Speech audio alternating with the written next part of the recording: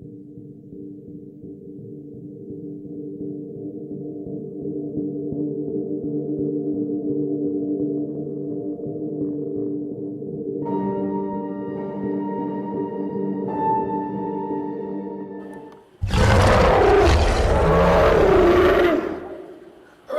good morning. Yes, it is morning, even though you may be engaged at this time, some time of the day that may not be morning, but the fact of the matter is that, of course, we are here and live, and it's a multiple of issues that, but it's zeroing into very specific ones that are topical, and that is why, of course, I am joined, in fact, by a number of persons who in themselves just express their own concern. But in this particular case, but you know, I am going to lay the foundation one time. My thing is that we have to have some political intervention because the decisions that are being made are political in nature. And I think only how these decisions could have gain momentum utilizing, of course, state resources, inclusive, whether it be law enforcement or otherwise. Very, very, very important. And I thought that I should join this team here in order to ventilate, because there are a tremendous amount of experiences that we can gain from this intervention here, but towards, of course, a commonality, because what we are lacking particularly, and it is what I consider the common consensus across the country, is that unity seems to be a very sparse commodity. And so it is extremely important that the process begins somewhere, and maybe this might just be the nurturing ground, or for want of a better term, maybe the seed that will, the mustard seed that will grow into this huge social and civil reaction and response to, of course, the various issues. There are two basic ones, but I'm sure that my now newly found colleagues would say, would have others, but I think the whole question, because many of them, and all of us probably are taxi drivers, or maybe you have your license, and as one person, like you said, that everything you do, there is some transportation element in it. Of course, those of you who are back in your commercial day, actually your commercial lesson day, will remember, of course, the factors of production, and of course, one of the major issues related to commerce is that moving goods from the place where it is regular and produced to, of course, the consumer, and of course all of that has different forms of transportation, whether by bike, whether by road, etc., rail, and so on. But that's for a different lesson. The issue here is, of course, the merit points that this government has invented and created it. It is turning out to be maybe a tax gathering initiative, as opposed to a behavioral change that all on board, including those who are administering this particular piece of legislation, ought to understand. And I'm referring, of course, to the police who are directly involved in the consumers and those who have to practicalize or obey the rules and regulations related to it. So you have that. And of course, the other one is tax. I think that is another area that we need to be extremely conscious of. And the fact that the population is in fact concerned about, so much so that the government has brought amendments to the original, and of course saying that they're helping us by reducing, of course, from 3% to 2%, but that's another matter. That I would want the others to, of course, give their introductory remarks before we enter into any deep conversation.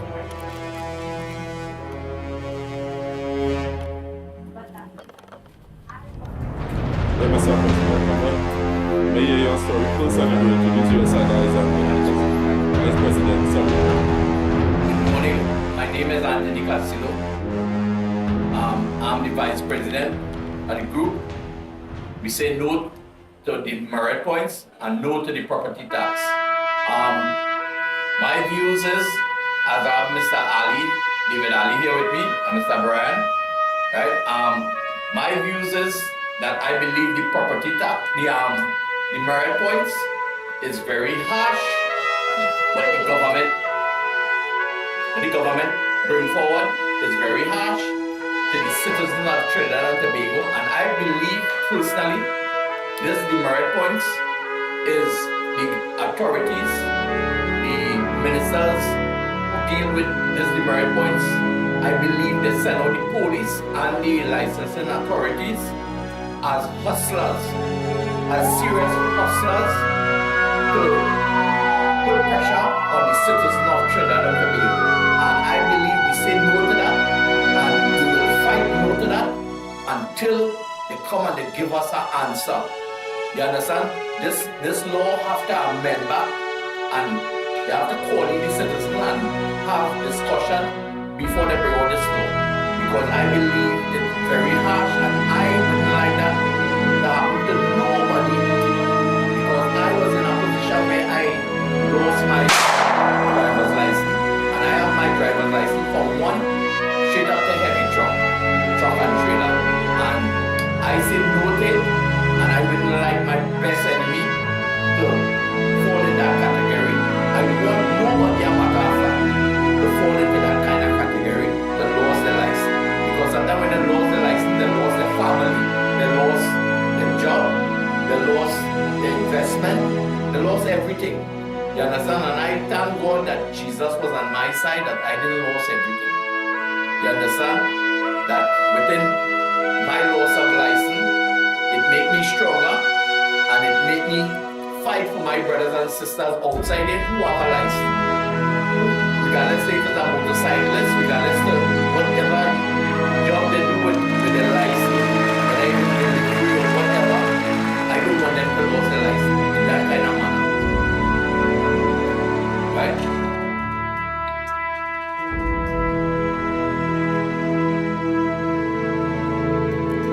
Yeah, well, clearly, laws are made to control the society, but more importantly, traffic laws are made to control behavior. And the seatbelt law, for example, is a case in point. You want to save lives, so if you have an objective, too many accidents, if it should take place, at least it is protecting, of course, that individual from harm, and therefore one can understand that particular piece of legislation and its principle. But when you have, of course, the supporting mechanism for those that are responsible for the execution, for the enforcement, insensitive, for example, I begin to believe that because the courts are overwhelmed, they introduce these new penalties, but it is counterproductive in that the courts are even more overwhelmed now by the frequency with which these penalties are issued. So one wonders whether or not, and I have been grappling with that issue, as to whether or not it is a revenue earning measure, because it's for the first time. I remember very distinctly the Minister of Finance talking about the seatbelt, for example, and saying that they expect to earn so much and so much and so much, expecting people to, in other words, infringe, not wear their seatbelt, and therefore you get revenue from that source. I think it is ridiculous. But I think across the board, having regard to the operation of the exercise and the trauma and the difficulties that people are facing, because you could be as ridiculous as possible. For example, if everybody who are driving, particularly those who are responsible for carrying goods and services to meet, of course, the nation's need. Suppose all of them ended up losing their license, what will happen now to the economy? And these are things that are possible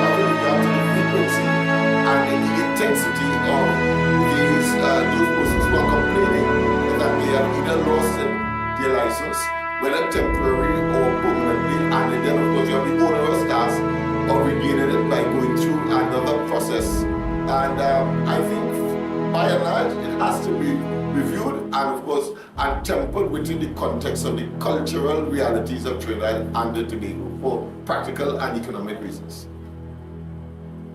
Okay. I would just like to say that this demerit point system is totally not working for the citizens of Trinidad. The police service and the licensing department is bullying the nation and sucking out of their revenue, their family revenue, for no apparent reason. I remember getting a ticket on Charlotte Street, on Queen Street from our officer, Christmas season. The traffic is back to back, they move in point to point. And a gentleman jumped in my car, and I was going to the hospital to drop food for my mother, who was in the hospital at the point. The officer is on Henry Street, and saw the person, gave me my car, and I told him I'm not going to jump back out. The officer waited until I come down in the traffic, pulled me aside and gave me a ticket for flying fire at a place on the road. What common sense are you functioning with? Right? This is not common sense. And then if I have to challenge this now, I have to go to the court and waste my day that nobody pays for. And then they'll postpone because the officer didn't come. So then I have to go another day. So that's 2 days I will lose. That the court is not going to pay me back because the state is not going to compensate anybody for their loss of time to defend something that they should not have done in the first place. Right? We have officers out there. The last officer that got pulled in Spain there where he tried to swing the money from the woman. I'm just sorry that we as taxi drivers have been asking them to come out and make a report about it. He's the approach like this. How much money you make for it? If you pay him, he's not giving you a ticket. Okay? So thank God that they was able to find out how he works. Right? Another thing too is that, as I said, I just want to make it clear the disrespect of the officers, right? Where they're treating elderly people older than them who out here even carry them into school, right? With utmost disrespect. This is not how our service is supposed to be run by anyone, right? So that needs to be addressed. And as I said before, I keep saying that the ticketing system and the point system is clearly not going to be able to create unemployment, right? It is no way to create employment. We are asking in this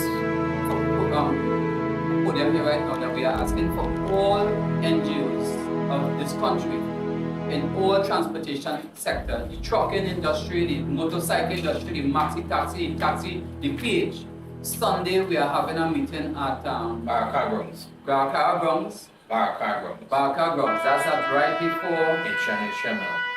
right before Just before the Diwali Nagara site. That's the bamboo. up on the right before the Nagara site on Sunday.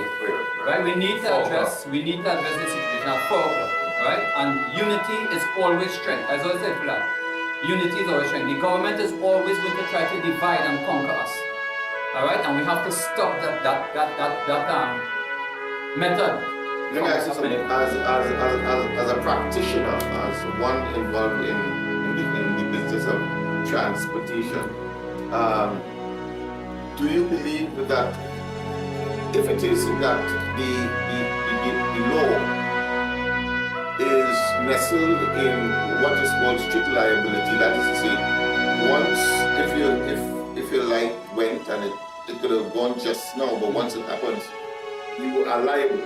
That is strict liability legislation. That is how but the point I want to make, what I want to ask you and to get your views is, do you think that in the present circumstance, if they are reluctant to make adjustments based on reasonableness and controlled behavior of the law enforcers, could it not be a piece of the legislation should be introduced that says that when a police officer, a licensing officer, or maybe one of the traffic wardens unreasonably provides a ticket, they must now pay a penalty, and would that be able to balance whether or not they would think twice to of course give you a ticket because the charges in their favor present time. That is a very good idea because there will be no what you say, record of this person being warned.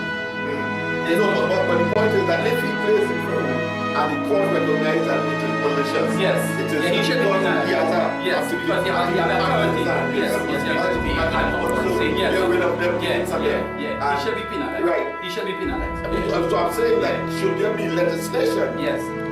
as well? If, Yeah. because I mean, let's face it, we have a government that is not prepared to, or put another way, are prepared, of course, to bring things that are harsh, wicked, diabolical, and let's say onerous on the people. So therefore, to counter that, we must now demand, if we cannot, as a grouping or with any immediacy, budge them from what we would like. That is to say, withdraw the whole damn thing. If we can now ask for the penalizing of officers who would give, of course, reckless and irrational tickets, and the court must now be able to penalize them. So that on the ground, they will now realize that they cannot just give people tickets willy-nilly and just because I've had my own experience as well. I'm talking from that perspective as well. So Mr. Lennox, right? Listen to what you just contributed here, right? One would believe that the Trinidad and Tobago Police Service, when it comes to sharing tickets, have too much at play. Seems as though the police services are law unto themselves. And that's what you do want to make, right? So you're neutralizing that. You're on the right track. They could give tickets. They're in a position where they could give tickets. That's right. But they are not in a position where they give a wrongful ticket could be penalized. That's right. So it seems as though the law is off balance. That's right. Right? And next thing is, I would like to ask the question. Is this the merit point system a revenue earner for the government? Well, I have concluded that because based on other experiences such as the seatbelt, because the Minister of Finance did in fact say that, and I was appalled, amazed, and stunned and stunted by that statement because I thought it was about controlling behavior. I thought it was saying protecting Preserving lives.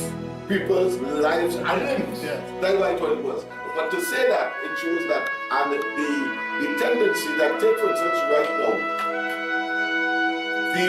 and I'm just doing that as an example, I'm not deviating from the issue, but I think it has context. You have a situation where, if you use a water hose, for example, I think it's $17 or so for 15, how much? 15, right? $15, right? It's even less than 17. And the minister is saying that too little bit. So therefore, they will shame, and of course note, rather than enforce the law in that regard. But you know, if it was 1,500, they unleash their hounds in order, of course, to gather that 1,500. Yeah. But $15 is too little for them to. So there is a mindset and there is an argument in support of the fact that it appears that the government is about bringing these draconian measures or taking these draconian measures in order to earn revenue. So is it because these government ministers is disconnected to the reality that these taxi-men, these farmers, and the middle class, and even the poor people is going through in this country? Because you have made the point with the $15, how the $15 That's too small. They're too small. Yeah. So is it because these ministers and them have too much of privilege? Because we would have seen one with Stuart Young in the airport. Then is it because that they don't have to take money out of their own pocket and pay light bill or pay water bill or pay go and make groceries and these things? Right? Is it because they are so disconnected? Right? They are not affiliated with some of the struggles that poor people is going through. They could just opt on any day, go in parliament, amend a law that they seem to make money and abuse power. Now we have a young man here, a gentleman here, right? Like to shake down, what's his name, sir? Anthony Costello. Anthony Costello. Now, I would have heard you spoken earlier, right? And you know that something stood out for me in your conversation. You said that you lose your maxi, right, when you lose your license? Is it because, now this is my defense, is it because you have that maxi on installment or mortgage? I had it on an installment. My installment was on a weekly basis. So when it is you lost your license, your trade is providing taxi service to the public, Yeah. Trinidad and Tobago. And when you lost your license, you was not able now to provide for your family more so. The only thing that you had in place to provide for your family is that maxi taxi. That amount was taken away from you. And that gives credence to what I've been saying, the insensitivity and the ineffectiveness. I met, for example, Heinz in one of the banks in Port Space, and he was talking about, of course, the gang legislation, the gang legislation. I just bringing in these issues to show a mindset or a pattern of behavior that is reckless, brutal, and insensitive and disconnected to the realities. So he said that gang legislation is good law. I say it's good law in the context of the process that was used for it to be passed. Yes, there's a process for it to be passed. But in terms of practicality, you cannot tell me that a fellow living on Nelson Street, for example, in a high rise, one fellow living above him and next one living below him. When they were growing up, they were friends, but they have a common place to recognize. Say downstairs in the quarter Brown, they grew up together. One end up being, of course, someone that the police will have interest in, but the other two not. But they find themselves playing downstairs or lining together, whether it's football or whatever it is. And because the police has interest in that one, and then other two fellas who of necessity, they grow up together, they have no choice, they have to play there. You take everybody and go. And you have a number of things that happen. The parents could be charged for harboring, etc., etc., etc. The fellow might have a good reputation in the other two that the police isn't aware of, and of course they are staying in the street and now. So I'm making the point that laws must be designed in such a way so as to be able to be implemented practically, and that there must be heard and paid for those who are supposed to be obeying these laws.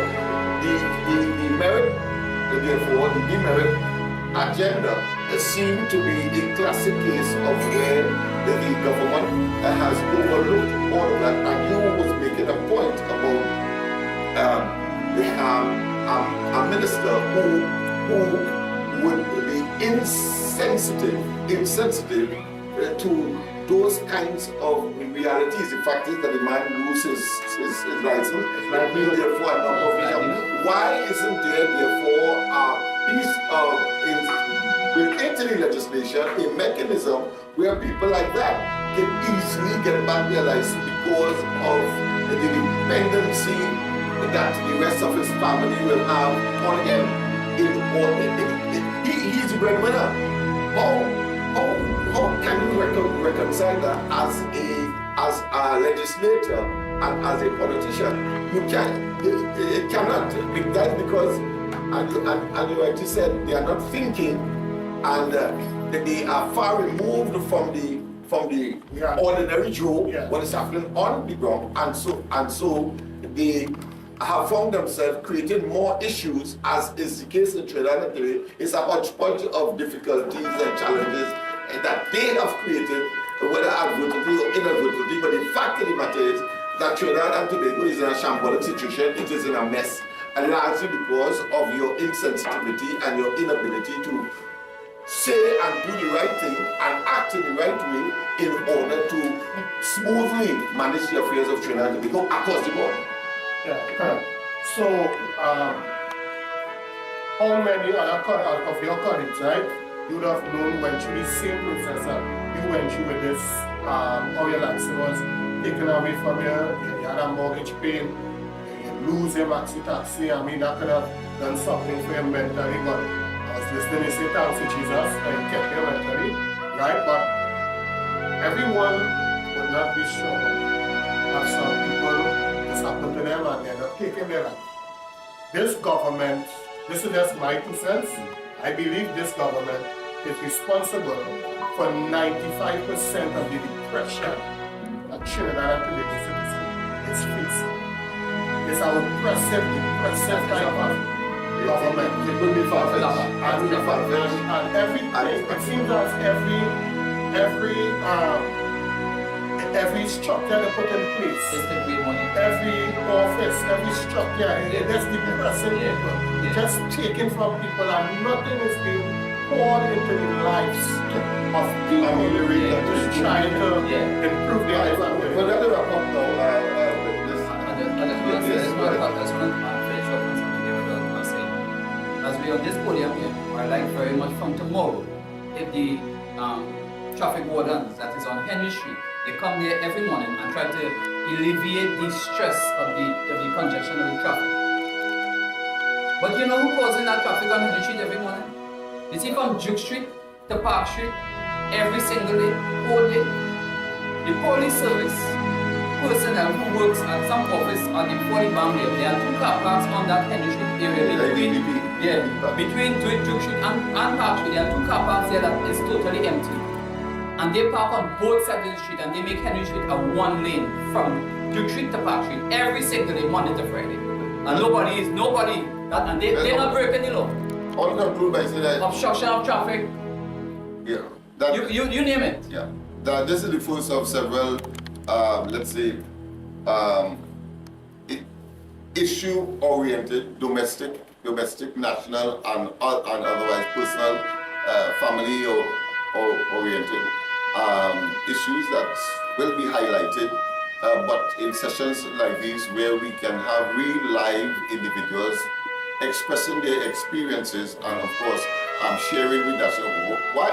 Because there is a necessity at this point in time for a national referendum, a referendum in the context of everybody coming out together, concluding and of course appreciating and supporting one initiative. What form it will take, it should be of course a matter of course, because you've got to get out on the streets. I heard today, for example, the whole question of thousands of persons with vehicles, trucks, etc.